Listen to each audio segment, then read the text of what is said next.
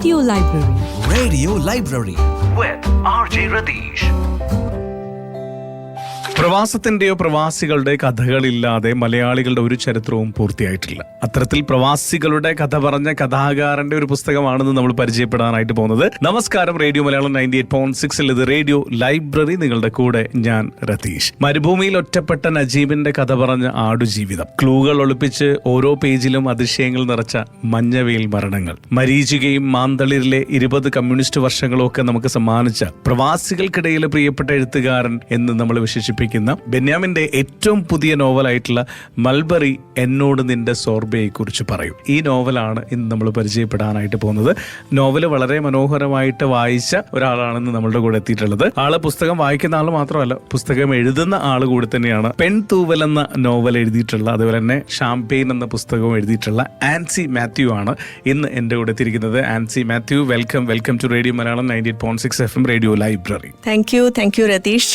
ഈ പുസ്തകം കിട്ടിയ സമയത്ത് തന്നെ കുറെ നാളെടുക്കുമെന്ന് തോന്നി ഇത് വായിച്ചു തീരാൻ വേണ്ടിട്ട്, പക്ഷെ പെട്ടെന്ന് വായിച്ചു തീർന്നു. അതെ, ഇത് ആക്ച്വലി മൽബറി എന്ന പേരിൽ ഒരു നോവലായിട്ട് ഒരു മാഗസിനിൽ അച്ചടിച്ച് വന്ന നോവലാണ്. പിന്നീട് അത് DC അത് പുസ്തകമായിട്ട് ഇറക്കുകയായിരുന്നു. അപ്പം ഇത് ബെന്യാമിൻ സാറിന്റെ പേജിൽ ഇതിന്റെ ന്യൂസ് കണ്ടപ്പോൾ മുതൽ തന്നെ ഇതിൽ ആദ്യം എന്നെ അട്രാക്ട് ചെയ്തത് ഇതിന്റെ ടൈറ്റിൽ തന്നെയാണ്, മൽബറി എന്നോട് നിന്റെ സോർബയെ കുറിച്ച് പറയൂ. ഇതുവരെ എനിക്ക് തോന്നുന്നു ബെന്യാമിൻ സാറിന്റെ ബുക്സ് ഇറങ്ങിയതിൽ ഏറ്റവും അട്രാക്റ്റീവ് ആയിട്ടുള്ള ഒരു ടൈറ്റിൽ എന്ന് വേണമെങ്കിൽ ഇതിനെ പറയാം.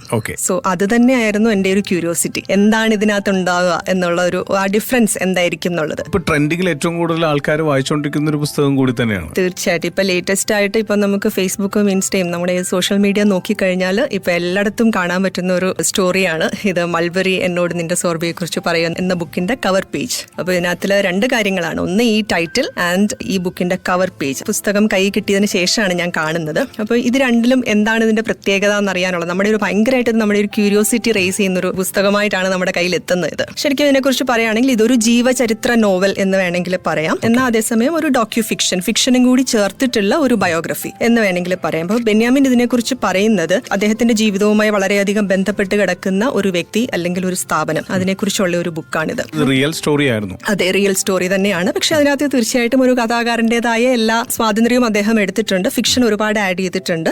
എന്നാൽ റിയൽ ലൈഫ് സ്റ്റോറി തന്നെയാണ്. ഈ പുസ്തകത്തെക്കുറിച്ച് ബെന്യാമിൻ പറയുന്നത്, ഷെൽവി എന്നൊരു വ്യക്തി, അദ്ദേഹം ഇല്ലായിരുന്നുവെങ്കിൽ എന്റെ ഒരു രചന വെളിച്ചം കാണുമായിരുന്നു എന്നെനിക്കറിയില്ല എന്നായിരുന്നു. അപ്പൊ അതായത് നമുക്ക് എല്ലാവർക്കും അറിയാവുന്നതുപോലെ ബെന്യാമിൻ സർ ഒരു പ്രവാസി ആയിരുന്നു. അപ്പൊ അദ്ദേഹം അന്ന് എഴുതിയ ഒരു കഥകളും കുറിപ്പുകളും ഒക്കെ ഒരു പുസ്തകമായിട്ട് ആദ്യമായി പുറത്തേക്ക് വന്നത്, ഒരു അച്ചടിച്ച് വന്നത് ഈ ഷെൽവി എന്ന വ്യക്തിയിലൂടെയാണ്. അദ്ദേഹം നടത്തിയിരുന്ന മൽബറി എന്ന പബ്ലിക്കേഷൻസിലൂടെയാണ്. ശരിക്കും ആ ഷെൽവിയുടെ, അതായത് ഒരാൾ നമുക്ക് ഒരു മെസ്സഞ്ചർ ആയിട്ട് അല്ലെങ്കിൽ ഒരു പാത്വേ ആയിട്ട് ഉണ്ടാവണമല്ലോ നമ്മൾ ഈ സാഹിത്യ ലോകത്തേക്കും അല്ലെങ്കിൽ അങ്ങനെ എന്തൊരു ആർട്ട് ലോകത്തേക്കും വരാനായിട്ട്. സോ അങ്ങനെ ബെന്യാമിന് വഴിതെളിച്ച ഒരു വ്യക്തിയാണ് ഈ ഷെൽവി എന്ന് പറയുന്നത്. അപ്പൊ അദ്ദേഹത്തിന്റെ പബ്ലിഷിംഗ് ഹൗസായ ഈ മൽബറിയുടെ കഥ കൂടിയാണിത്. ഈ മൽബറി എന്ന പബ്ലിക്കേഷൻസിനെ കുറിച്ച് പറയുകയാണെങ്കിൽ ഒരു 1985 തൊട്ടൊരു 1995 അല്ലെങ്കിൽ 2000 വരെയുള്ള കാലഘട്ടങ്ങളിൽ ഈ മലയാളത്തിൽ ഇറങ്ങിയിട്ടുള്ള ഒരുപാട് നല്ല പുസ്തകങ്ങളും പുറത്തിറങ്ങിയിരുന്നത് ഈ മൽബറിയിലൂടെയായിരുന്നു. അപ്പൊ അതില് ഒരുപാട് പുതുമകൾ കൊണ്ടുവരാനായിട്ട് ഈ മൽബറിയിലൂടെ ഷെൽവി ശ്രമിച്ചിട്ടുണ്ടായിരുന്നു. അപ്പൊ അതിനെക്കുറിച്ചൊക്കെയാണ് നമുക്ക് ഇതിൽ കൂടുതലായിട്ട് വായിച്ചറിയാൻ പറ്റുന്നത്. പിന്നെ ഷെൽവിയുടെ വൈഫുണ്ട് ഡെയ്സിയാണ് കഥ പറയുന്നത് ഒരു ഘട്ടം വരെ. അപ്പോൾ ഡെയ്സിയുടെ കൂടെ കഥയാണിത്. അപ്പോൾ ഡെയ്സിയുടെയും ഷെൽവിയുടെയും കഥ, അവരുടെ ജീവിതം എങ്ങനെയായിരുന്നു, അവരൊന്നിച്ച് ഈ മൽബറി തുടങ്ങിയത് എങ്ങനെയാണ്, അങ്ങനത്തെയൊക്കെ ഒരുപാട് കാര്യങ്ങൾ നമുക്ക് പറഞ്ഞു തരുന്ന ഒരു പുസ്തകമാണ് മൽബറി എന്നോട് നിന്റെ സോർബയെ കുറിച്ച് പറയൂ എന്നുള്ള ഈ പുസ്തകം. ആൻസി പറഞ്ഞ പോലെ തന്നെ കവർ പേജും ഏറ്റവും മനോഹരമാണ്. അതുപോലെ തന്നെ ഏറ്റവും മനോഹരമാണ് ഇതിലെ ഓരോ പേജിലൂടെയും കടന്നു പോകുമ്പോൾ. ഈ പുസ്തകത്തില് 3 കാലഘട്ടങ്ങളാണ് പറയുന്നത്, 3 ടൈം സോൺസ് എന്ന് വേണമെങ്കിൽ പറയാം. ഒരു 1985 തൊട്ടുള്ള കാലഘട്ടം നമുക്ക് പറഞ്ഞു തരുന്നത് ഡെയ്സി എന്ന ക്യാരക്ടറാണ്. അതെന്ന് പറയുന്നത് ഷെൽവിയുടെ വൈഫാണ്. പിന്നെ 2018 മുതൽ 2022 വരെയുള്ള കാലഘട്ടം പറയുന്നത് ഒരു മൽബറി ചെടിയാണ്. 27 വർഷം പ്രായമുള്ള ഒരു മൽബറി ട്രീ ആണ് നമ്മളോട് ഈ കഥ പറയുന്നത്. പിന്നെ 2023 ഗ്രീസിലേക്കുള്ള യാത്ര വളരെ മനോഹരമായിട്ട് നമ്മളോട് ഒരു 3rd പേഴ്സൺ നറേറ്റ് ചെയ്ത് തരുന്നുണ്ട്. അതാരാണെന്ന് ഞാൻ പറയുന്നില്ല, കാരണം ബുക്ക് വായിക്കുന്നവർക്ക് അതൊരു സസ്പെൻസ് ആയിട്ടാണ് ഇതിനകത്തിലും പറഞ്ഞിരിക്കുന്നത്. അത് അങ്ങനെ തന്നെ ഇരുന്നോട്ടെ. ആദ്യം സ്റ്റാർട്ട് ചെയ്യുമ്പോൾ നമുക്കിത് മൂന്നായിട്ട് തന്നെ പോവാം. അപ്പൊ ആദ്യത്തേത് ഈ ഡെയ്സിയും ഷെൽവിയും എങ്ങനെയാണ് അവർ കണ്ടുമുട്ടുന്നത് എന്നുള്ളതാണ്. ഡെയ്സി ഒരു സ്റ്റുഡന്റ് ആയിട്ട് ഒരു കോളേജിൽ പഠിക്കുന്ന സമയത്താണ് ഷെൽവിയെ മീറ്റ് ചെയ്യുന്നത്. ഡെയ്സി ഒരു പോയം എഴുതുന്ന ഒരു കുട്ടിയായിരുന്നു. ആൻഡ് ആ കുട്ടീനെ ഒരു പോയം എഴുതിയതിൽ കൺഗ്രാറ്റുലേറ്റ് ചെയ്തുകൊണ്ട് ഷെൽവി വന്ന് പരിചയപ്പെടുന്നതായിട്ടാണ്. അപ്പൊ ഇവര് രണ്ടുപേരും പരിചയപ്പെടുന്നു. അങ്ങോട്ടും ഇങ്ങോട്ടും വർത്തമാനം പറയുന്ന സമയത്ത് ഇവരുടെ രണ്ടുപേരുടെയും താല്പര്യങ്ങൾ ഒന്നാണെന്ന് തിരിച്ചറിയുന്നത്. അപ്പൊ സെയിം പാഷൻസ് ഫോളോ ചെയ്യുന്നവരാകുമ്പോൾ ഒരു സ്പാർക്ക് ഉണ്ടാവുമല്ലോ. അപ്പൊ അങ്ങനെയാണ് ഇവരുടെ സ്നേഹബന്ധം മുമ്പോട്ടേക്ക് പോകുന്നത്. അപ്പൊ ആ സമയത്ത് ഷെൽവി വർക്ക് ചെയ്തുകൊണ്ടിരുന്നത് ശിഖ പബ്ലിഷേഴ്സിലാണ്. ശിഖ പബ്ലിഷേഴ്സ് എന്ന സ്ഥാപനം അദ്ദേഹവും അദ്ദേഹത്തിന്റെ കൂട്ടുകാരനായ മോഹൻദാസും കൂടി ചേർന്ന് നടത്തിക്കൊണ്ടു പോകുന്ന സമയത്താണ് ഡെയ്സിയെ പരിചയപ്പെടുന്നത്. ഓക്കെ, ഇവരുടെ രണ്ടുപേരുടെയും കുടുംബ പശ്ചാത്തലം എന്ന് പറയുന്നത് വളരെ വ്യത്യസ്തമാണ്. ഡെയ്സി ഒരു ആംഗ്ലോ ഇന്ത്യൻ പശ്ചാത്തലത്തിൽ നിന്ന് വരുന്ന കുട്ടിയാണ്. ആൻഡ് ഇവരുടെ ഒരു ബന്ധം വളർന്ന് മാരേജിലേക്ക് പോകുന്നതിന് പോലും ഇവർക്ക് കുടുംബങ്ങളിൽ നിന്ന് എതിർപ്പുണ്ടായിരുന്നു. എങ്കിൽ പോലും ഇവർ ഒരുമിച്ച് ജീവിതം തുടങ്ങുകയും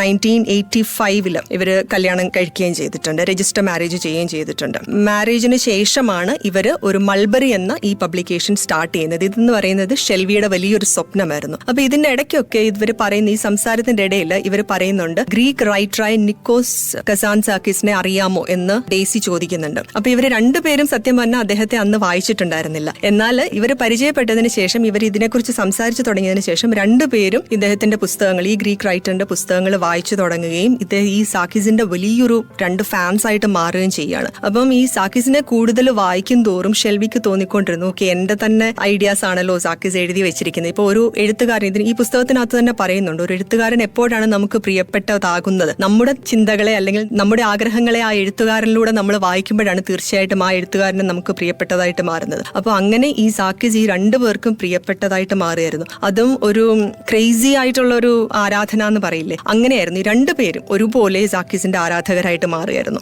അപ്പൊ അങ്ങനെ ഈ സാക്കിസിന്റെ പുസ്തകങ്ങൾ പബ്ലിഷ് ചെയ്തുകൊണ്ടാണ് ഈ മൾബറി പബ്ലിക്കേഷൻ രംഗത്തേക്ക് വരുന്നത്. അപ്പൊ ഈ മൾബറി പബ്ലിക്കേഷൻസ് എന്ന് പറയുന്നത് ഒരുപാട് പരീക്ഷണങ്ങൾ ഈ പുസ്തക പ്രസാധന രംഗത്ത് കാഴ്ചവെച്ച് അല്ലെങ്കിൽ ചെയ്യാൻ ശ്രമിച്ച മാറ്റങ്ങൾ വരുത്തിയ ഒരു പബ്ലിക്കേഷനാണ്. അവര് എപ്പോഴും നല്ല ഫോണ്ട്, ബുക്സ് പബ്ലിഷ് ചെയ്യുമ്പോൾ എപ്പോഴും നല്ല ഫോണ്ട് യൂസ് ചെയ്യാൻ ട്രൈ ചെയ്തു. നല്ല കവർ പേജ് കൊടുക്കാനായിട്ട് ട്രൈ ചെയ്തിട്ടുണ്ട്. പിന്നെ അതുപോലെ തന്നെ നല്ല ക്വാളിറ്റിയുള്ള റൈറ്റിംഗ്സ് മാത്രമേ അവർ പബ്ലിഷ് ചെയ്യുള്ളൂ എന്നുള്ള നിർബന്ധം ഉണ്ടായിരുന്നു. അപ്പൊ അങ്ങനെ ആയപ്പോഴത്തേക്ക് ഡെഫിനറ്റ്ലി മൾബറി ഒരു നല്ല രീതിയിലേക്ക് ഉയർന്നു വന്നു. ആൻഡ് ഓൾസോ അവർക്ക് അവാർഡുകളും തേടിയെത്തി ഒരുപാട്. അന്നത്തെ കാലത്ത് റീഡിങ്ങിന് അല്ലെങ്കിൽ ബുക്സിന് വേണ്ടിയിട്ട് ഒരു മെമ്പർഷിപ്പ് ഇനിഷ്യേറ്റീവ് ഒക്കെ കൊടുക്കാനായിട്ട്, അപ്പൊ അന്നത്തെ കാലത്ത് പുതിയതായിട്ടുള്ള പരീക്ഷണങ്ങളാണ് അതൊക്കെ. അപ്പൊ അങ്ങനത്തെ കാര്യങ്ങളൊക്കെ വന്നപ്പോഴത്തേക്ക് ആൾക്കാരിലെ വായന വളർന്നു. അതുപോലെ തന്നെ ഒരുപാട് ഫോറിൻ റൈറ്റേഴ്സിനെ മൾബറി മലയാളത്തിലേക്ക് പരിചയപ്പെടുത്തി ട്രാൻസ്ലേഷൻസിലൂടെ. അപ്പോഴത്തേക്ക് മലയാളികളുടെ വായനയെ വളർത്താനായിട്ട് ഒരുപാട് മൾബറി പബ്ലിക്കേഷൻസ് ഒരു വലിയ പങ്ക് വഹിച്ചിട്ടുണ്ട്. അപ്പൊ അതിനെക്കുറിച്ച് നമുക്ക് പുസ്തകത്തിൽ എന്താ പറയുന്നതെന്ന് നോക്കാം. ഷെൽവിക്ക് പുസ്തകങ്ങൾ ഒരിക്കലും ഒരു കച്ചവട വസ്തു ആയിരുന്നില്ല.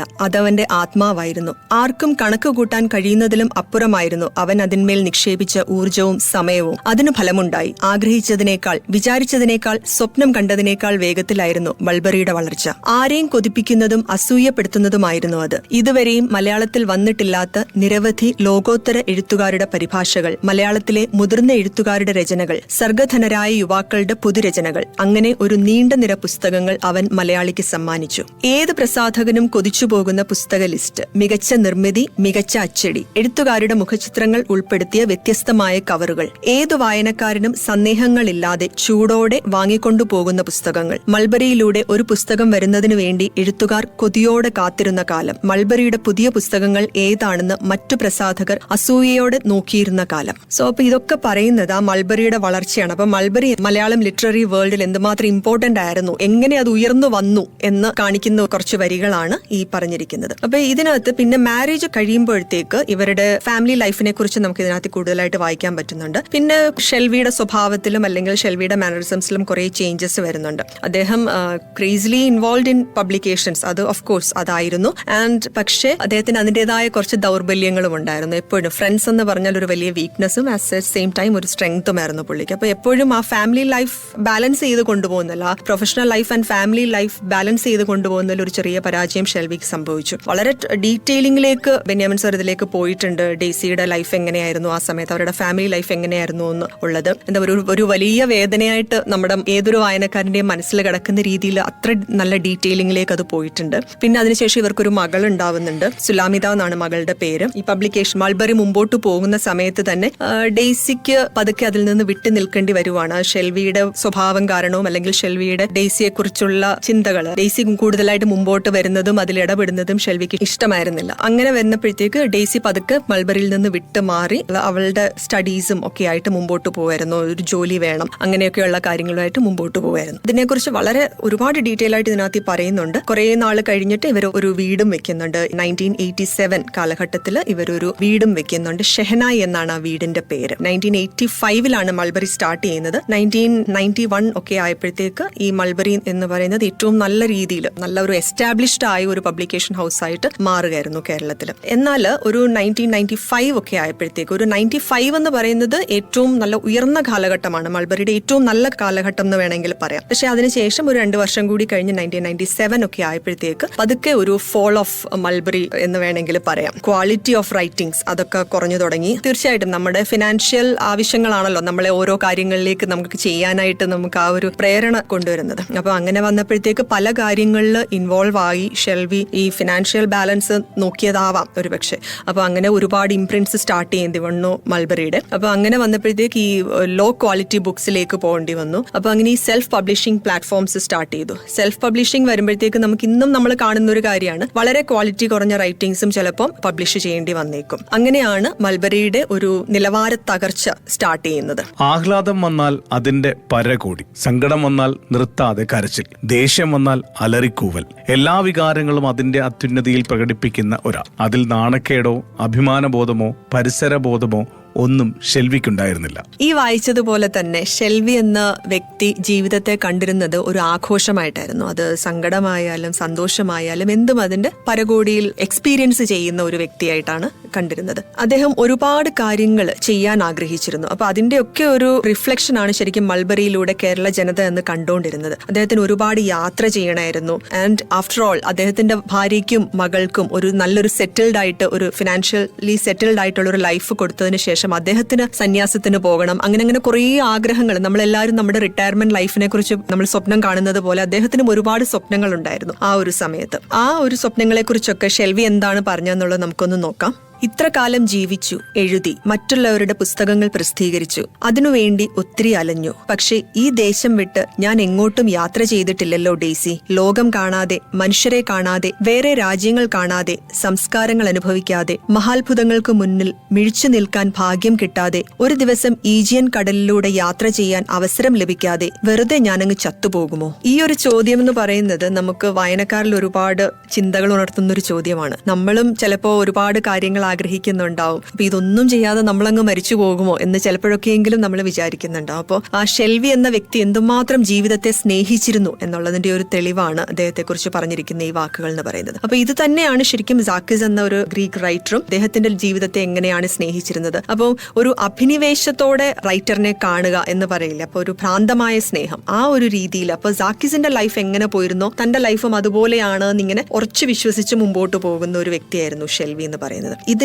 ഇങ്ങനെ മുമ്പോട്ട് പോയിക്കൊണ്ടിരിക്കുക. അതായത് ഈ മൾബറി പബ്ലിക്കേഷൻസിന് ഒരുപാട് നഷ്ടങ്ങൾ വന്നു. ഫിനാൻഷ്യലി അവർക്ക് ഒത്തിരി ബുദ്ധിമുട്ടുകൾ ഉണ്ടായി. ഷെൽവിക്ക് ആരോഗ്യപരമായ പ്രശ്നങ്ങൾ ഉണ്ടായി. ഇതെല്ലാം വന്നതിന് ശേഷം ഇദ്ദേഹത്തിന്റെ കുറച്ച് സുഹൃത്തുക്കൾ, അദ്ദേഹത്തിന്റെ എപ്പോഴും വീക്ക്നെസ് ആയിരുന്നു എന്ന് പറഞ്ഞാലും അവർ തമ്മിലുണ്ടായിരുന്ന കുറച്ച് മിസ്അണ്ടർസ്റ്റാൻഡിങ്സ് ഉണ്ട്. അല്ലെങ്കിൽ ചതി എന്ന് പറയാൻ പറ്റില്ല, അന്നത്തെ കാലഘട്ടത്തിൽ അവർ അറിഞ്ഞോ അറിയാതെയോ ചെയ്തു പോയ കുറെ കാര്യങ്ങൾ ഷെൽവിക്ക് മാനസിക പ്രയാസം ഉണ്ടാക്കി. ഇതെല്ലാം മനസ്സിൽ കൊണ്ട് നടന്ന് ഒരിക്കൽ അങ്ങനെ ഒടുവിൽ ഒരു ദിവസം ഓഗസ്റ്റ് 2003 ഷെൽവി സൂയിസൈഡ് ചെയ്യുകയായിരുന്നു ചെയ്തത്. ഈ ഒരു നഷ്ടം എന്ന് പറയുന്നത് അദ്ദേഹത്തിന്റെ കുടുംബത്തിന് മാത്രമല്ല, കേരളത്തിലെ ആ ഒരു വലിയ ലിറ്റററി ഫീൽഡിന് തന്നെ വലിയൊരു നഷ്ടമായിട്ടാണ് ബെന്യാമിൻ സർ ഇതിനെ കുറിച്ചിരിക്കുന്നത്. അത് ഓരോരുത്തർക്കും, അദ്ദേഹം ആരുടെയൊക്കെ പുസ്തകങ്ങൾ പബ്ലിഷ് ചെയ്തിട്ടുണ്ട്, ഓരോരുത്തർക്കും അദ്ദേഹത്തോട് ആത്മബന്ധമായിരുന്നു ഉണ്ടായിരുന്നത്. ബെന്യാമിൻ സർ ഇതിന്റെ ഇൻട്രൊഡക്ഷനിൽ തന്നെ പറഞ്ഞിട്ടുണ്ട്, സാറിന് ഇപ്പോഴും അത് അക്സെപ്റ്റ് ചെയ്യാൻ പറ്റിയിട്ടില്ല. ഒരു വലിയൊരു ഭാരം മനസ്സിൽ ഇന്നുമുണ്ട് ഷെൽവി എന്ന വ്യക്തിയുടെ ആ ഒരു അകാല മരണം എന്ന് പറയുന്നത്. അപ്പോൾ തീർച്ചയായിട്ടും ഈ ഒരു പുസ്തകം എഴുതുന്നതിലൂടെ തന്റെ ഭാരം അല്ലെങ്കിൽ ആ ദുഃഖഭാരം ഇറക്കി വെക്കാനാണ് ബെന്യാമിൻ സർ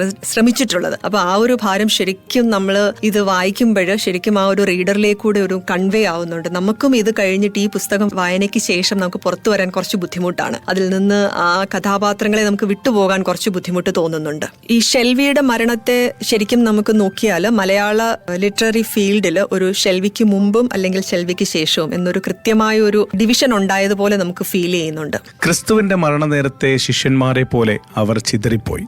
ജോയ് മാത്യു ബോധി ബുക്സ് ഉപേക്ഷിച്ച് ഗൾഫിലേക്ക് പോയി. നൌഷാദ് പാപ്പിയോൺ വിട്ട് ഒലിവിലേക്ക് പോയി.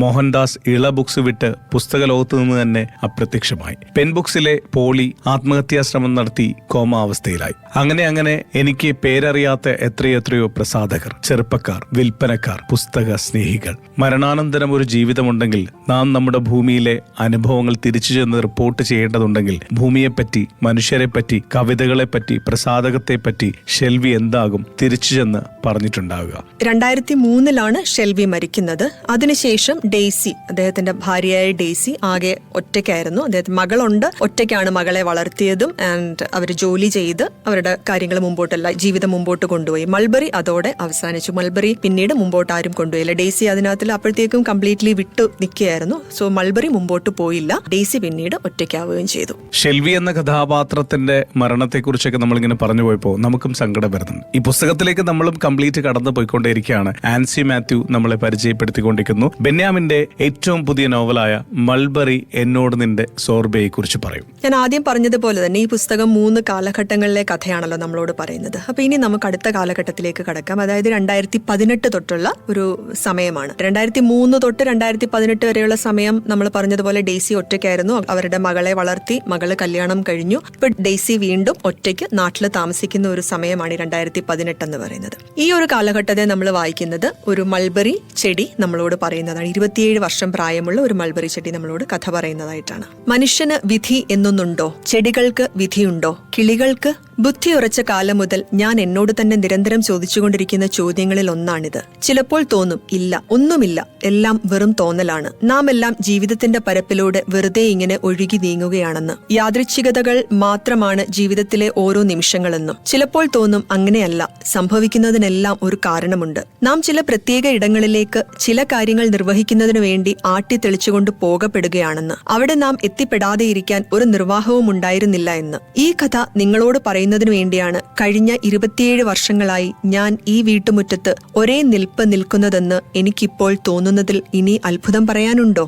മൾബറി നമ്മളോട് പറഞ്ഞു തുടങ്ങുന്നിടത്ത് നമുക്ക് 2 കഥാപാത്രങ്ങളെ മൾബറി പരിചയപ്പെടുത്തുന്നുണ്ട്. അതായത് വിഷ്ണു, സ്നേഹയും. അപ്പൊ ഇങ്ങനെ ഒരു വിഷ്ണുവും സ്നേഹയും അവരുടെ സ്വപ്നങ്ങളും കൈ പിടിച്ചുകൊണ്ട് ഈ ഡെയ്സിയെ വന്ന് കാണുന്നതായിട്ടാണ് നമ്മൾ ഇൻട്രൊഡക്ഷനിൽ കാണുന്നത്. അതായത് ഡെയ്സി മൾബറിയുടെ ഭാഗമായിരുന്നെന്നും സാക്കിസിന്റെ പുസ്തകങ്ങൾ തർജ്ജമ ചെയ്തിട്ടുള്ള വ്യക്തിയാണെന്നും മനസ്സിലാക്കിക്കൊണ്ട് അവര് ഡെയ്സിയെ സമീപിക്കുകയാണ്. അവരുടെയും സ്വപ്നം എന്ന് പറയുന്നത് അവർക്കൊരു പുസ്തക പബ്ലിക്കേഷൻ സ്റ്റാർട്ട് ചെയ്യണം എന്നുള്ളതാണ്. അപ്പൊ ഇവര് വരുമ്പോൾ ആദ്യം പറയുന്ന ഒരു കാര്യമുണ്ട്, ഞങ്ങളുടെ പ്രസാധനത്തിന്റെ പേര് സോർബ ബുക്സ് എന്നാണെന്ന്. അങ്ങനെ അവരും ഈ ഒരു പുസ്തക പ്രസാധനത്തിലേക്ക് കടക്കുമ്പോൾ സാക്കിസും കൂട്ടുണ്ടാവണം. ആൻഡ് സാക്കിസിനെ മലയാളികൾക്ക് പരിചയപ്പെടുത്തിയ ഷെൽവിയും മൾബറിയും ഡെയ്സിയും ഒക്കെ അവരുടെ കൂടെ ഉണ്ടാവണം എന്നുള്ള ഒരു ചിന്തയോടെയാണ് അവർ ഈ ഡെയ്സിയെ കാണാനായിട്ട് വരുന്നത്. അപ്പോൾ അവര് വരുമ്പോൾ ആദ്യം ഡെയ്സിയോട് ആവശ്യപ്പെടുന്നത് സാക്കിസിന്റെ ഒരു റൈറ്റിംഗ് ട്രാൻസ്ലേറ്റ് ചെയ്യാനാണ്. അപ്പോൾ ഈ ഡെയ്സി പക്ഷെ കംപ്ലീറ്റ് ആയിട്ടും റൈറ്റിംഗിൽ നിന്നൊക്കെ മാറി തികച്ചും ലോൺലി ആയിട്ടുള്ള ഒരു ജീവിതം മുമ്പോട്ട് കൊണ്ടുപോകുന്ന ഒരു സമയമാണിത്. പക്ഷെ എന്നിരുന്നാൽ പോലും ഈ ഒരു സ്വപ്നങ്ങളുമായിട്ട് ഇവർ മുമ്പോട്ട് വരുമ്പോഴത്തേക്ക്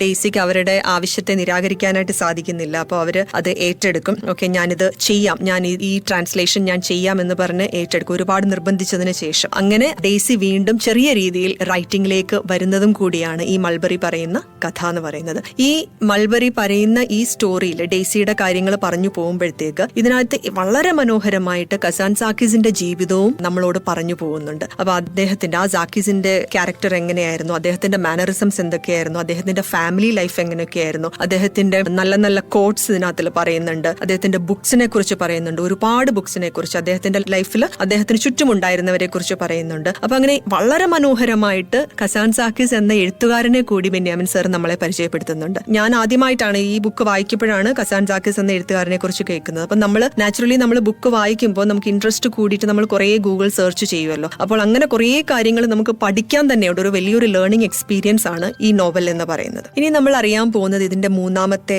ആ ഒരു കാലഘട്ടമാണ്. അതായത് 2023, ഒരു കാലഘട്ടം എന്ന് പറയാൻ പറ്റില്ല, 2023 ഡെയ്സി നടത്തുന്ന ഒരു ഗ്രീക്ക് യാത്രയെക്കുറിച്ചാണ്. ഗ്രീസിലേക്കുള്ള വളരെ മനോഹരമായ ഒരു യാത്ര.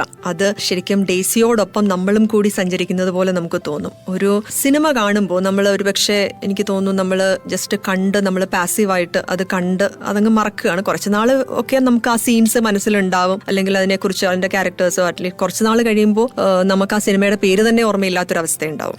അതിൽ ആരാണ് അഭിനയിച്ചതെന്നോ അല്ലെങ്കിൽ എന്തായിരുന്നു എന്നോ ഒന്നും ഓർമ്മയില്ലാത്തൊരവസ്ഥ. പക്ഷെ ഒരു പുസ്തകം വായിക്കുമ്പോൾ നമ്മൾ ആ എഴുത്തുകാരനിലൂടെ സഞ്ചരിക്കുകയാണ്. ആ എഴുത്തുകാരൻ പറഞ്ഞിരിക്കുന്ന ഓരോ സ്ഥലങ്ങളും അത് തീർച്ചയായിട്ടും അതിന്റെ ക്വാളിറ്റി ഓഫ് റൈറ്റിംഗ് അതിനെ ബാധിക്കും. പക്ഷെ എന്തുമാത്രം ഡീറ്റെയിലിംഗിലേക്കാണ് ആ വ്യക്തി നമ്മളെ കൊണ്ടുപോകുന്നത് എന്നുള്ളത് ഒരു വലിയൊരു ഫാക്ടറാണ്. അപ്പോൾ ഈ ഗ്രീസ് ട്രിപ്പ് എന്ന് പറയുന്നത് ആ ഡെയ്സിയോടൊപ്പം നമ്മളും സഞ്ചരിക്കുകയാണ്. നമ്മൾ വായിക്കുന്ന ഓരോ സെന്റൻസിലും നമ്മുടെ ബ്രെയിനും കൂടി വർക്ക് ചെയ്യുകയാണ്. നമ്മൾ ആ സ്ഥലങ്ങൾ കാണുന്നത് പോലെ തന്നെ നമ്മൾ നേരിട്ട് കാണുന്ന ഒരു അനുഭവമാണ് ശരിക്കും ഈ യാത്രയെക്കുറിച്ച് ഈ പുസ്തകത്തിലുള്ളത്. 2023 ഡെയ്സി തീരുമാനിക്കുകയാണ്, ഞാൻ ഇങ്ങനെ ഒരു കൊക്കോണിനകത്തിൽ ഇങ്ങനെ ഇരുന്ന് ഒരു ഒറ്റയ്ക്കൊരു ജീവിതം നയിച്ചാൽ മാത്രം പോരെ, എനിക്കും ലോകം കാണണം. ഷെൽവി ഒരുപാട് ആഗ്രഹിച്ചിരുന്നതാണ് യാത്ര ചെയ്യാൻ, എനിക്കും ലോകം കാണണം എന്നുള്ള ഒരു ആഗ്രഹത്തോടെയാണ് ഡെയ്സി ഇറങ്ങി പുറപ്പെടുന്നത്. അപ്പോൾ ആ യാത്ര എന്ന് പറയുന്ന ഒരു സോളോ ട്രിപ്പാണ്. സോളോ ട്രിപ്പ് ആകുമ്പോൾ നമുക്ക് ഒരുപാട് അതിനകത്ത് ബുദ്ധിമുട്ടുകളും ഉണ്ട്, അപ്പോൾ ഒരുപാട് നല്ല കാര്യങ്ങളും ഉണ്ട്. അപ്പൊ ഡെയ്സി തീരുമാനിക്കുന്നത് അതൊരു സോളോ ട്രിപ്പായിട്ട് പോകാനാണ്. അപ്പൊ ആ യാത്രയിൽ അവർ ആദ്യം കണ്ടുവെട്ടുന്ന ഒരു വ്യക്തിയാണ് ജോർജിയോ എന്ന് പറയുന്നത്. അപ്പൊ ജോർജിയോയെ പരിചയപ്പെടുമ്പോൾ ജോർജിയോയുടെ ഒരുപാട് മാനറിസംസ് കാണുമ്പോൾ ഡെയ്സിക്ക് പെട്ടെന്ന് സോർബയെ ഓർമ്മ വരും. സാക്കിസിന്റെ കഥാപാത്രമായ സോർബയെ ഓർമ്മ വരും. അവർ സാക്കിസിനെ കുറിച്ച് സംസാരിക്കും, സോർബയെ കുറിച്ച് സംസാരിക്കും. അപ്പൊ സാക്കിസിനെ കുറിച്ച് അറിയുന്ന ഒരു വ്യക്തിയാണ് ഇവിടെ വന്നതെന്നുള്ളത് ജോർജിയോയ്ക്കും വളരെ അതിശയമുള്ള ഒരു കാര്യമാണ്. അപ്പൊ ജോർജിയോ അവരെ അങ്ങ് ഒരു ഗൈഡ് പോലെ അങ്ങ് ഏറ്റെടുക്കുകയാണ്. അപ്പൊ ജോർജിയോ ആണ് പിന്നെ ഇവരെ ഈ ഗ്രീസ് ഫുള്ള് കറങ്ങി കാണിക്കുന്നത്. അപ്പൊ ഇവർ ഒരുമിച്ച് യാത്ര ചെയ്യുന്ന ഒരുപാട് നല്ല നല്ല കോൺവെർസേഷൻസും യാത്ര ചെയ്യുമ്പോൾ കാണുന്ന കാര്യങ്ങൾ എല്ലാം വളരെ മനോഹരമായിട്ട് ബെന്യാമിൻ സർ ഈ ബുക്കിൽ പറഞ്ഞിട്ടുണ്ട്. ഏഥൻസിലാണ് അവർ കണ്ടുമുട്ടുന്നത്. അതിനുശേഷം അവർ പല സ്ഥലങ്ങൾ ട്രാവൽ ചെയ്തിട്ട് സാക്കിസിന്റെ വീട് കാണുന്ന ഒരു അനുഭവം പറഞ്ഞിട്ടുണ്ട്. കൊക്കൂൺ എന്നാണ് ആ വീടിന്റെ പേര്. അപ്പോൾ അതൊക്കെ വളരെ നല്ലതായിട്ട് ഇതിനകത്ത് പറഞ്ഞിട്ടുണ്ട്. പിന്നെ തെസ്ലോനിക്കയിൽ പോകുന്നുണ്ട്. അവിടെ നിന്നും 2.5 മണിക്കൂർ ഒരു ബസ് യാത്ര വളരെ മനോഹരമായിട്ട് വിവരിച്ചിട്ടുണ്ട്. ഔരനോപോളി എന്ന സ്ഥലത്തിലേക്ക് പോകുന്നുണ്ട്. അവിടെ വെച്ചാണ് ഈ ജോർജിയയുടെ ഫ്രണ്ട്സിനെയും റിലേറ്റീവ്സിനെയും ഒക്കെ ഡെയ്സി മീറ്റ് ചെയ്യുന്നത്. അതിന്റെ ഇടയ്ക്ക് അവർ കുറേ ബുദ്ധിമുട്ടുകൾ ആ യാത്രയിൽ ഫേസ് ചെയ്യുന്നുണ്ട്. കുറച്ച് ഡിലേസ് വരുന്നുണ്ട്. പിന്നെ അവിടുന്ന് ഒരു ഡ്രീനിയ ഐലൻഡിലേക്ക് പോകുന്നുണ്ട്. ആ ഐലൻഡിൽ അവർ അനുഭവിക്കുന്ന കാര്യങ്ങൾ, അവിടുത്തെ സംഭാഷണങ്ങളൊക്കെ വളരെ രസകരമായിട്ട് പറഞ്ഞിട്ടുണ്ട്. പിന്നെ അവർ അവിടെ ഒരു നൈറ്റ് ഫുൾ അവിടെ സ്പെൻഡ് ചെയ്യുന്നത്, നമ്മളിവിടെ ഡെസേർട്ടിലൊക്കെ പോയിട്ട് ഒരു നൈറ്റ് സ്പെൻഡ് ചെയ്യുന്നത് പോലെ അവർ ഐലൻഡിൽ പോയിട്ട് നൈറ്റ് സ്പെൻഡ് ചെയ്യുന്നതിനെ കുറിച്ച് പറഞ്ഞിട്ടുണ്ട്. ആൻഡ് അവരുടെ ആ രീതികൾ, അവരുടെ ഒരു കൾച്ചർ നമ്മൾ എങ്ങനെയാണ് മനസ്സിലാക്കുന്നത്, ഒരു സ്ഥലത്തെ ഒരു പുതിയ കൾച്ചർ നമ്മൾ എങ്ങനെയാണ് മനസ്സിലാക്കുന്നത് എന്നുള്ള വളരെ മനോഹരമായിട്ട് വിവരിച്ചിട്ടുണ്ട്. ഇതിനകത്തില് ഈ ഗ്രീസ് യാത്രയുടെ ഏറ്റവും എന്നെ ആകർഷിച്ച ഒരു ഭാഗമാണ് ആഥോസ്, മൗണ്ട് ആഥോസ് കാണാനായിട്ട് ഈ ഡെയ്സി പോകുന്ന ഒരു ഭാഗമുണ്ട്. അപ്പൊ അതില് ഈജിയൻ കടലിലൂടെ അവർ കപ്പലിൽ യാത്ര ചെയ്തു പോകുന്നുണ്ട്. അപ്പൊ ഇതൊരു ഷെൽവി ഒരു ആഗ്രഹമായിട്ട് നേരത്തെ പറഞ്ഞിരുന്ന ഒരു കാര്യമാണ്, ഈജിയൻ കടലിൽ പോകാതെ ഞാൻ മരിച്ചു പോകുമോ എന്ന് ചോദിച്ചിട്ടുള്ളത്. അപ്പൊ അതൊക്കെ ഇങ്ങനെ പോകുമ്പോൾ ഡെയ്സി ഷെൽവിയെ കുറിച്ച് ആലോചിക്കുന്നതും അപ്പൊ അതൊക്കെ വളരെ വായനക്കാരനെ പിടിച്ചിരുത്തുന്ന ഒരു അനുഭവമാണ് നമുക്ക് കാണുന്നത്. മൗണ്ട് ആഥോസ് കാണണമെന്ന് ഒരാൾക്ക് സ്വയം നിശ്ചയിക്കാനാവില്ല. അത് നിശ്ചയിക്കുന്നത് മൗണ്ട് ആഥോസ് ആണ്. നിങ്ങളെ അത് വിളിച്ചിട്ടുണ്ടെങ്കിൽ കാണാതെ നിങ്ങൾക്കെന്നല്ല ആർക്കും മടങ്ങാനാവില്ല. ഇല്ലെങ്കിൽ എത്ര ആഗ്രഹിച്ചാലും കാണാനുമാവില്ല. അതാണ് ആ മലനിരകളുടെ ആത്മീയ ബലം. ഈ മൗണ്ട് ആഥോസിനെ കുറിച്ച് പറയുമ്പോൾ അവിടെ സ്ത്രീകൾക്ക് പ്രവേശനമില്ല. അപ്പോൾ അതൊരു സന്യാസ മഠങ്ങൾ ഒരുപാടുള്ള ഒരു സ്ഥലമാണ് മൗണ്ട് ആഥോസ് എന്ന് പറയുന്നത്. അപ്പോൾ നമ്മൾ നേരത്തെ വായിച്ചിരുന്നത് പോലെ ഷെൽവി ഒരു സന്യാസ ജീവിതം ആഗ്രഹിച്ചിരുന്ന ഒരു വ്യക്തിയാണ്. സോ ഈ മൗണ്ട് ആഥോസ് കാണുമ്പോഴത്തേക്ക് ഡെയ്സി വീണ്ടും ഷെൽവിയുടെ ഓർമ്മകളിലേക്ക് പോവുകയാണ്. ആൻഡ് അതൊരു വലിയ ഭാഗ്യമായിട്ട് ഡെയ്സി കരുതുകയാണ് ഈ മൗണ്ട് ആഥോസ് കാണാൻ സാധിച്ചു എന്ന് പറയുന്നത്. അവിടത്തേക്ക് പ്രവേശനമില്ലെങ്കിലും ഈ ക്രൂസിൽ ചുറ്റിയാണ് നമ്മൾ ഈ മൗണ്ട് ആഥോസ് കാണുന്നത്. അതൊക്കെ വളരെ നല്ല ഡീറ്റെയിലിംഗിലേക്ക് പോകുന്നുണ്ട്. ഈ ജോർജിയോ സാക്കിസിന്റെ ലൈഫിനെ കുറിച്ച് ഡെയ്സിക്ക് അറിയാത്ത കുറേ കാര്യങ്ങൾ പറഞ്ഞു കൊടുക്കുന്നുണ്ട്. അദ്ദേഹത്തിന്റെ പ്രൈവറ്റ് ലൈഫ് എങ്ങനെയായിരുന്നു എന്നുള്ളത്, അദ്ദേഹത്തിന്റെ സ്വഭാവം എങ്ങനെയായിരുന്നു എന്നുള്ളത്. അപ്പോൾ അങ്ങനെ സാക്കിസ് എങ്ങനെയാണ് ഈ സോർബ എന്ന കഥാപാത്രത്തെ കണ്ടുമുട്ടുന്നത്, അവരെങ്ങനെയാണ് ഫ്രണ്ട്സ് ആവുന്നത്, ആ ഫ്രണ്ട്ഷിപ്പ് എങ്ങനെയാണ് അവസാനിച്ചു പോകുന്നത്, ഇതെല്ലാം ഇതിനെക്കുറിച്ച്. അപ്പൊ ഈ സാക്കിസിന്റെ ലൈഫും ഒരു സൈഡിൽ കൂടി ഇങ്ങനെ പോകുന്നുണ്ട് ഈ നോവലിൽ. പറയാതെ പറയുക എന്ന് പറയുന്ന പോലെ ഷെൽവിയുടെയും ഡെയ്സിയുടെയും ലൈഫിൽ മുമ്പിൽ നിൽക്കുമ്പോഴും നമുക്ക് സാക്കിസിന്റെ ലൈഫും അതേപടി നമുക്ക് മനസ്സിലാവുന്നുണ്ട്. ഈ ഗ്രീസിലേക്കുള്ള യാത്രയിൽ ഡെയ്സി ഏറ്റവും കാണാൻ ആഗ്രഹിച്ചിരുന്ന ഒരു സ്ഥലം എന്ന് പറയുന്നത് ക്രീറ്റ് എന്ന സ്ഥലമായിരുന്നു. ക്രീറ്റ് എന്ന് പറയുന്നത് ഗ്രീസിലെ ഏറ്റവും ലാർജസ്റ്റ് ഐലൻഡ് ആണ്. അപ്പോൾ അത് സാക്കിസിന്റെ ബുക്സിലൂടെ പറഞ്ഞും വായിച്ചും കേട്ടറിഞ്ഞ് ആ ക്രീറ്റിലേക്ക് പോകാനാണ് ഡെയ്സി ഏറ്റവും കൂടുതൽ ആഗ്രഹിക്കുന്നത്. അപ്പോൾ ആ യാത്രയെക്കുറിച്ച് പറയുമ്പോൾ ക്രീറ്റിലേക്ക് പോകണം എന്ന് പറയുമ്പോൾ ജോർജിയോ പറയുന്ന കുറച്ച് കാര്യങ്ങളുണ്ട്. ഒരു യാത്രയിൽ നിങ്ങൾ കാണാൻ ആഗ്രഹിച്ചു വന്ന ഇടത്തേക്ക് ഏറ്റവും ഒടുവിൽ മാത്രമേ പോകാവൂ. മനസ്സ് തിക്കുമുട്ടിക്കൊണ്ടിരിക്കും. അടുത്ത നിമിഷം ഞാൻ മരിച്ചുപോയാൽ ആ കാഴ്ച നഷ്ടമാകുമല്ലോ എന്ന് നിങ്ങളെ ആധിപ്പെടുത്തും. പക്ഷേ പോകരുത്. അത് അവസാന നിമിഷത്തേക്ക് മനസ്സിൽ മനസ്സിൽ അടക്കി പിടിക്കണം. അല്ലെങ്കിൽ പിന്നെ കാണുന്നതിനൊന്നും സൗന്ദര്യമില്ലെന്ന് തോന്നും. തന്റെ യാത്രയുടെ ലക്ഷ്യം നിർവഹിച്ചു കഴിഞ്ഞു എന്ന അലസതയോടെ ഹോട്ടൽ മുറിയിൽ കിടന്നുറങ്ങും. അത് പാടില്ല. യാത്ര അതിന്റെ അവസാന നിമിഷം വരെ ആസ്വദിക്കാൻ, അതിന്റെ ത്രിൽ നിലനിർത്താൻ ഇതേയുള്ളൂ വഴി. ക്ഷമയോടെ കാത്തിരിക്കുക. പെട്ടെന്നൊരു നിമിഷം നിങ്ങളുടെ പ്രിയപ്പെട്ട ഇടം നിങ്ങളെ മാടി വിളിക്കും. ഇനി അങ്ങോട്ട് പോകാതിരിക്കാനാവില്ല എന്നൊരു ഹൃദയവേദന നിങ്ങൾക്കുണ്ടാകും. അത് നിങ്ങളെ ഒരു ചുഴിയിലേക്കെന്ന പോലെ ആവഹിക്കും. അപ്പോൾ നിങ്ങൾ അറിയാതെ നിങ്ങൾ അവിടെ എത്തപ്പെടും. അതാണ് യാത്രയുടെ മനോഹാരിത. അപ്പോൾ ഒരു യാത്രയെക്കുറിച്ച്, ഒരു യാത്ര നമ്മൾ നടത്തുമ്പോൾ അതിന്റെ മനോഹാരിത എന്താണെന്ന് ഏറ്റവും നന്നായിട്ട് ഇവിടെ പറഞ്ഞിട്ടുണ്ട്. അപ്പോൾ ഈ ഒരു മൗണ്ട് ആഥോസ് ഒക്കെ കണ്ടതിന് ശേഷം ഡെയ്സിയും ജോർജിയോയും അവരുടെ പാർട്ട് വേസ്, പിന്നെ ഈ ഡെയ്സി അവിടുന്ന് തിരികെയുള്ള യാത്രയ്ക്കിടയിലാണ് ക്രീറ്റിലേക്ക് പോകുന്നത്. അവളുടെ യാത്രയുടെ ഏറ്റവും അവസാനത്തെ ദിവസമാണ് ക്രീറ്റിലേക്ക് പോകുന്നത്. അപ്പോൾ ക്രീറ്റിലുള്ളത് സാക്കിസിന്റെ കല്ലറയാണ്, ഗ്രേവ് ഓഫ് സാക്കിസ് എന്നാണ് പറയുന്നത്. അപ്പോൾ അവിടെ സാക്കിസിന്റെ ഗ്രേവ് വിസിറ്റ് ചെയ്യുമ്പോഴും ഒക്കെ ഉണ്ടാവുന്ന ഒരു ചെറിയൊരു എക്സ്പീരിയൻസ് ഒക്കെ ഇതിനകത്ത് വളരെ ഭംഗിയായിട്ട് അവതരിപ്പിച്ചിട്ടുണ്ട്. അത് സസ്പെൻസ് ആയതുകൊണ്ട് ഞാനത് പറയുന്നില്ല. പിന്നെ സാക്കിസിന്റെ വാക്കുകളിൽ ഒരു പട്ടുനൂൽപ്പുഴു ശരിക്കും അത് പട്ട് നമുക്ക് തരുന്നു, അല്ലെങ്കിൽ അതിന്റെ ഒരു സെക്രേഷൻ കൊണ്ട് അതൊരു കൊക്കൂൺ നെയ്യുകയാണല്ലോ ചെയ്യുന്നത്. അപ്പൊ അതെന്ന് പറയുന്നത് പട്ടുനൂൽപ്പുഴു അതിന്റെ ശവക്കച്ച നെയ്യുന്നു എന്നാണ് സാക്കിസ് പറയുന്നത്. അതായത് അത് ഏറ്റവും മനോഹരമായിട്ട് ആ സിൽക്ക് നമുക്ക് സമ്മാനിച്ചിട്ട് പട്ടുനൂൽപ്പുഴു പിന്നെ ഇല്ല, അത് വളരെ കുറച്ച് മാത്രമേ അത് ബട്ടർഫ്ലൈസ് ആയിട്ട് പിന്നീട് പുറത്തേക്ക് വരുന്നുള്ളൂ. സോ ഷെൽവിയും അതുപോലെ തന്നെ ആയിരുന്നു എന്നാണ് ബെന്യാമിൻ സർ നമ്മളോട് പറയുന്നത്. അതായത് ഷെൽബി മൾബറി ഉണ്ടാക്കി, മൾബറി പബ്ലിക്കേഷൻ എന്നൊരു സ്ഥാപനം ഉണ്ടാക്കി, അത് വളർത്തി എല്ലാം കഴിഞ്ഞിട്ട് ഷെൽവി അത് മുഖേന തന്നെ, അതായത് മൾബറിയുടെ ഒരു തകർച്ച കണ്ടതിന് ശേഷം ഷെൽവി മരണം വരിക്കുകയായിരുന്നു. അപ്പൊ ഷെൽവിയും ഒരു സ്വന്തം ചവക്കച്ച തുന്നുന്ന ഒരു അവസ്ഥയിലേക്ക് മാറിപ്പോയി. ആ ഒരു മാറ്റമാണ് ശരിക്കും നമ്മളോട് നോവൽ സംസാരിക്കുന്നത്. ഈ നോവലിൽ ഒരുപാട് ബുക്സ് റെഫറൻസസ് പറഞ്ഞിട്ടുണ്ട്, ഒരുപാട് റൈറ്റേഴ്സിനെ കുറിച്ച് പറഞ്ഞിട്ടുണ്ട്, ഒരുപാട് പബ്ലിഷിംഗ് ഹൗസസിനെ കുറിച്ച് പറഞ്ഞിട്ടുണ്ട്. അപ്പൊ ഇതിനകത്തൊക്കെ ഒരു പ്രത്യേകത ഉണ്ടായിരുന്നത്, ഞാനിത് പ്രീ ബുക്ക് ചെയ്തത് കൊണ്ട് ഈ ബുക്സിൽ ഒരു 13-14 സന്ദർഭങ്ങളോളം ഇതിന്റെ ഒറിജിനൽ ലീഫ്ലെറ്റ്സ് ഇതിനകത്ത് പ്രിന്റ് ചെയ്ത് വെച്ചിട്ടുണ്ടായിരുന്നു. അപ്പോൾ അത് ഒരു വായനക്കാരിൽ അതിന്റെ ക്യൂരിയോസിറ്റി ഉണർത്താനായിട്ട് ഈ പറഞ്ഞ സന്ദർഭങ്ങളൊക്കെ നമുക്ക് അതിനകത്ത് വായിക്കാനും, ചില കത്തുകൾ വായിക്കാൻ, ആ സ്വന്തം ഷെൽവിയുടെ കൈപ്പടയിൽ തന്നെ വായിക്കാനും, ഷെൽവിയുടെ മരണ വാർത്ത അച്ചടിച്ച് വന്നത് പേപ്പർ കട്ട്, അങ്ങനത്തെ കുറെ കാര്യങ്ങൾ ഇതിനകത്ത് ഈ ബുക്കിൽ ഇൻക്ലൂഡഡ് ആയിരുന്നു. അതും വായനക്കാരനെ ഒരുപാട് ക്യൂരിയോസിറ്റി വളർത്തുന്ന ഒരു കാര്യം തന്നെയാണ്. ഇനി ഇതിനകത്തിൽ ശരിക്കും 352 പേജുകളാണ് ഈ പുസ്തകത്തിനുള്ളത്. പക്ഷെ ആദ്യം കണ്ടപ്പോൾ ഞാൻ വിചാരിച്ചത് എങ്ങനെ വായിച്ച് തീർക്കും, എന്റെ തിരക്കിനിടയിൽ അതെങ്ങനെ വായിച്ചു തീർക്കും എന്ന് വിചാരിച്ചു. പക്ഷെ ഞാൻ 3 ദിവസം കൊണ്ട് ഈ ബുക്ക് ഫിനിഷ് ചെയ്തു. അപ്പൊ ഇത് ഒരുപാട്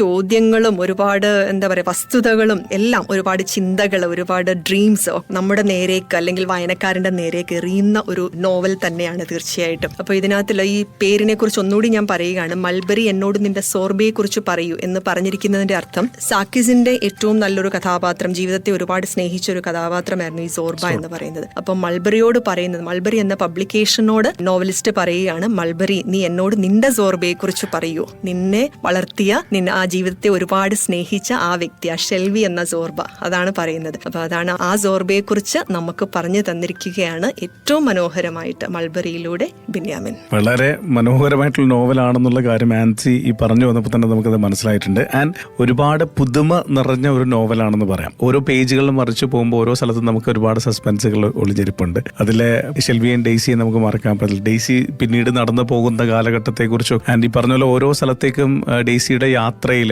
നമ്മളും കൂടെ സഞ്ചരിക്കുന്നു, അത് നമുക്ക് ഫീൽ ചെയ്യിപ്പിക്കുന്നു എന്നുള്ളത് തന്നെയാണ്. ഇപ്പൊ ആൻസി പറഞ്ഞ പോലെ തന്നെ സിനിമ കണ്ടാൽ പോലും ആ ഫീൽ ചിലപ്പോൾ കിട്ടാത്ത രീതിയിലുള്ള ഒരു എക്സ്പീരിയൻസ് ആണ് നമുക്ക് ഈ പുസ്തകത്തിലൂടെ നൽകുന്നത്. അതിലൊന്ന് ഈ പറഞ്ഞ പോലെ പേര് തന്നെയാണ് അല്ലെ. അപ്പൊ പേരും കവർ പേജിലെ ആ ചിത്രമൊക്കെ തന്നെ നമുക്ക് ഭയങ്കരമായിട്ട് പുസ്തകത്തിനെ കൂടുതൽ അടുപ്പിക്കുന്നു എന്നുള്ളത് തന്നെയാണ്. ശരിക്കും ആ ഒരു കവർ പേജ് തന്നെ മതിയ പുസ്തകത്തിലേക്ക് നമുക്ക് എത്തിച്ചേരാൻ വേണ്ടിയിട്ട് അല്ലെ. എന്തായാലും ഒരുപാട് നന്ദി ആൻസി മാത്യു, നമ്മളെ ഇത്ര മനോഹരമായിട്ടുള്ള പുസ്തകം പരിചയപ്പെടുത്തിയതിലും അത് കൃത്യമായിട്ട് വായിച്ചിട്ടുണ്ടെന്നുള്ള കാര്യം മനസ്സിലായി. അപ്പോൾ ആൻസി മാത്യു പറഞ്ഞപ്പോൾ തന്നെ നമുക്ക് ഭയങ്കര എക്സൈറ്റഡ് ആയി ഈ ഒരു പുസ്തകം വായിക്കണമെന്നുള്ള കാര്യം. ഉറപ്പായിട്ടും നിങ്ങൾ ഇന്ന് തന്നെ ഈ പുസ്തകം ഓർഡർ ചെയ്ത് വായിക്കുക എന്നുള്ളത് തന്നെയാണ് എനിക്ക് പറയാനുള്ളത്. മൾബറി എന്നോട് നിന്റെ സോർബയെ കുറിച്ച് പറയൂ. അപ്പൊ സോർബെ എന്ന കഥാപാത്രത്തെ കുറിച്ച് നമ്മൾ കൂടുതൽ അറിയാനായിട്ട് ശ്രമിക്കുന്നുണ്ടായിരിക്കും. ആൻഡ് ഷെൽവിക്ക് എന്താണ് സംഭവിച്ചതെന്നതിനെ കുറിച്ച് നമ്മൾ അറിയാൻ ആഗ്രഹം ഉണ്ടായിരിക്കും. ആൻഡ് അവസാനം ഡെയ്സിക്ക് എന്ത് സംഭവിക്കുന്നു എന്നതിനെ കുറിച്ച് നമുക്ക് അറിയാൻ ആഗ്രഹം ഉണ്ടായിരിക്കും. ബെന്യാമിന്റെ ഏറ്റവും പുതിയ നോവലാണ്. അദ്ദേഹത്തിന്റെ മിക്ക നോവലുകളിലും എവിടെയെങ്കിലുമൊക്കെ തന്നെ ജീവിതവുമായി ബന്ധപ്പെട്ട് നിൽക്കുന്ന ചില കഥാപാത്രങ്ങളെയാണ് അദ്ദേഹത്തിന്റെ പുസ്തകത്തിൽ ചേർത്ത് വെക്കാറുള്ളത്. ഇതിലും സംഭവ കഥയാണ്, അതിലൂടെ അത്യാവശ്യം ഫിക്ഷനൊക്കെ ചേർത്തുകൊണ്ട് തന്നെയാണ് ഈ ഒരു നോവൽ നമ്മളിലേക്ക് എത്തിക്കഴിഞ്ഞിരിക്കുന്നത്. മൾബറി എന്നോട് നിന്റെ സോർബയെ കുറിച്ച് പറയൂ. അപ്പൊ ഇത്ര മനോഹരമായ ഒരു നോവൽ പരിചയപ്പെടുത്തിക്കൊണ്ടെന്ന് റേഡിയോ ലൈബ്രറിയിൽ നിന്നും രതീഷ് വങ്ങൾ ടാറ്റാ ബൈ പറയുകയാണ്. അടുത്ത ആഴ്ച മറ്റൊരു അതിഥിയും മറ്റൊരു പുസ്തകമായിട്ട് എത്തിച്ചേരാം. Stay tuned.